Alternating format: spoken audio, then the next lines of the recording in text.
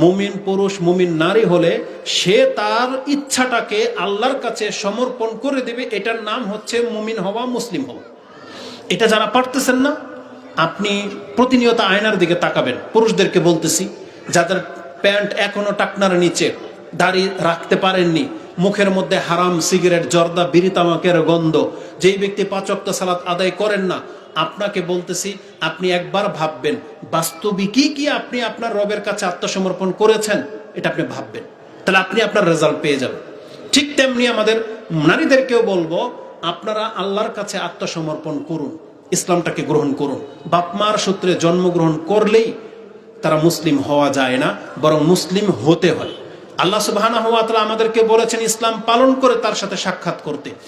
এবার আপনাকে আমি দেখাচ্ছি যে আল্লাহ সুবহানাহু ওয়া তাআলা যে বিধানটা আমাদেরকে দিয়েছেন, আপনি যদি এখন আল্লাহর কাছে আত্মসমর্পণ না করে ওই বেগায়রত বেপরদা হয়ে আপনি ইহুদি নাসারাদের মতো চলতে চান, আল্লাহ সুবহানাহু ওয়া তাআলা আপনাকে একটা সূক্ষ্ম কথা বলেছেন, যেটা আপনি সূরা মায়দা 5 নম্বর সূরার 50 নম্বর আয়াতে পেয়ে যাবেন।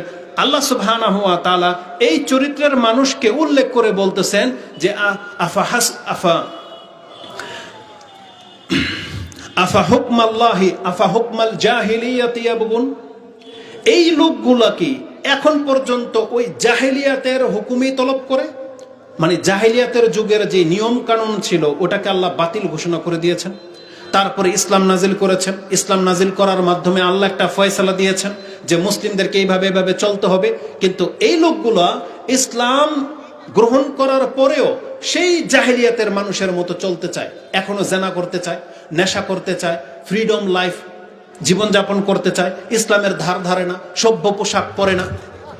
প্রত্যেকটা ব্যক্তি যারা ইসলামের এই নিয়মগুলো ফলো করে না, আল্লাহ সুবহানাহু ওয়া তাআলা তাদের সম্পর্কে বলতেছেন আফা হুকমাল জাহিলিয়াতি ইয়াবগুন ওয়া মান আহসানু মিনাল্লাহি হুকমান লিকাউমি ইউকিনুন।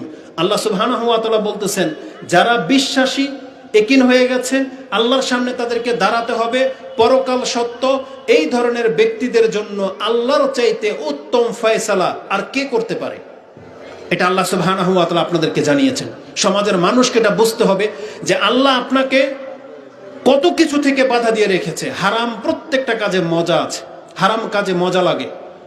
আপনি মোটরসাইকেল দিয়ে গার্লফ্রেন্ড নিয়ে ঘুরবেন, আপনার খুব মজা লাগবে।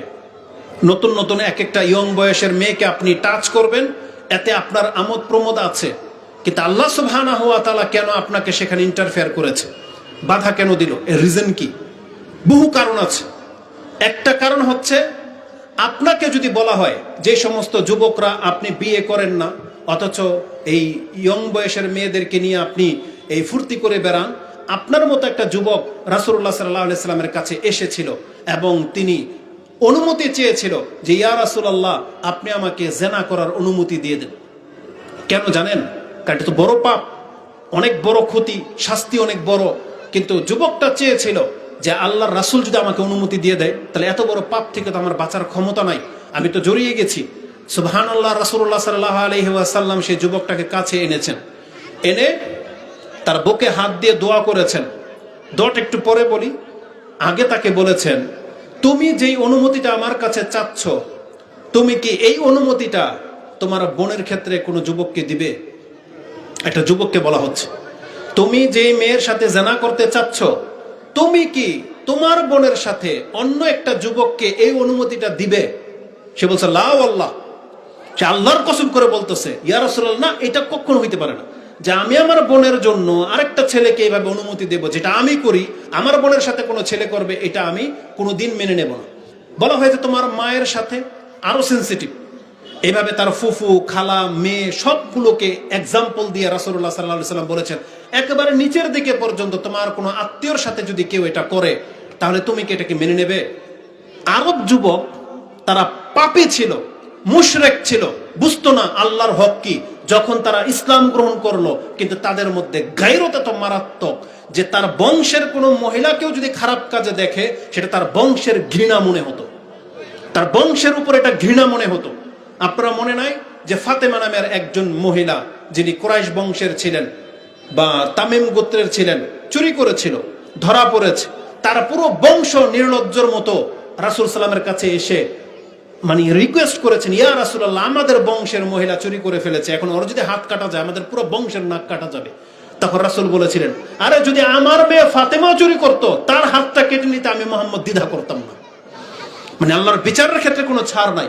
কিন্তু আমি আপনাকে বোঝাতে চেয়েছি, তারা এতটা গায়রতওয়ালা ছিল, আপনি যাদেরকে কাফের মুশরিক বলেন, সেই মুশরিক পুরুষগুলা এতটা গায়রতওয়ালা ছিল, সে যুবক বলতেছে আমার বংশের কোনো মেয়ের সাথে এটা কেউ করুক, এটা আমি পছন্দ করি না। আর আজকে আমরা এতটা নির্লজ্জ মুসলিম হয়ে গেছি যে আপনার বোনের সাথে হোস্টেলের মধ্যে, বাইকের মধ্যে আপনার নাকের ডগা দিয়ে আরেক ব্যক্তি আপনার বোনকে নিয়ে ঘুরতেছে, ফাস্টফুডের নামে গিয়ে চিপায় যা খুশি তা করতেছে।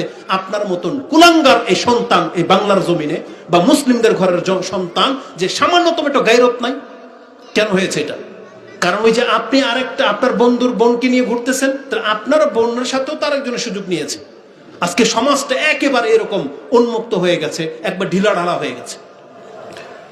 বাংলার জমিনের বর্তমানের কয়জন পুরুষ বলতে পারবে যে ইনটেক আপনারা খুঁজেন, কার নসিব এরকম ইনটেক পড়েছে এটা আপনারাই ভালো বুঝেন। আমরা ওদিকে যেতে চাচ্ছি না, এরা তো আমাদেরই মেয়ে, আমাদেরই সন্তান, আমাদেরই বোন। এখন বলতে গেলে আমাদের কপালে আসবে, কিন্তু এমনটা কেন হয়েছে? মুসলিম তো এমন উর্লঙ্গ বা এরকম নির্লজ্জতা হওয়ার কথা ছিল না।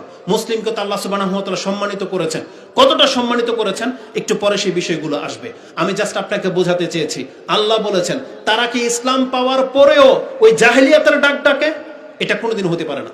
ইমাম বুখারী রাহিমাহুল্লাহ একটা হাদিস এনেছেন, রাসূলুল্লাহ সাল্লাল্লাহু আলাইহি সাল্লাম বলেছেন, আবগাদুন নাসি ইলাল্লাহি সালাসাতুন, তিন শ্রেণীর মানুষ আল্লাহর কাছে সবচেয়ে ঘৃণিত, রাগান্বিত আল্লাহ তিন শ্রেণীর মানুষের প্রতি। একটা হচ্ছে মুলহিদুন ফিল হারাম, যারা হারামে গিয়ে পাপ করে, বেদাত করে অথবা পাপ করে। মুলহিদুন ফিল হারাম মানে হারাম এরিয়াতে, মক্কা মদিনায় গিয়ে যারা পাপ করে তাদেরকে আল্লাহ ঘৃণা করে, কঠিন শাস্তি দিবেন আল্লাহ তাদেরকে। আর মুবতাগিন ফিল ইসলামি সুন্নাতাল জাহিলিয়া, যেই ব্যক্তি ইসলাম পাওয়ার পরেও তার রীতিনীতি সে ওই জাহিলিয়াতের যুগের রীতিনীতি সে চলতে চায়, ওই সুন্নত অ্যাপ্লাই করতে চায়, এই ব্যক্তিকে আল্লাহ সবচেয়ে বেশি ঘৃণা করে।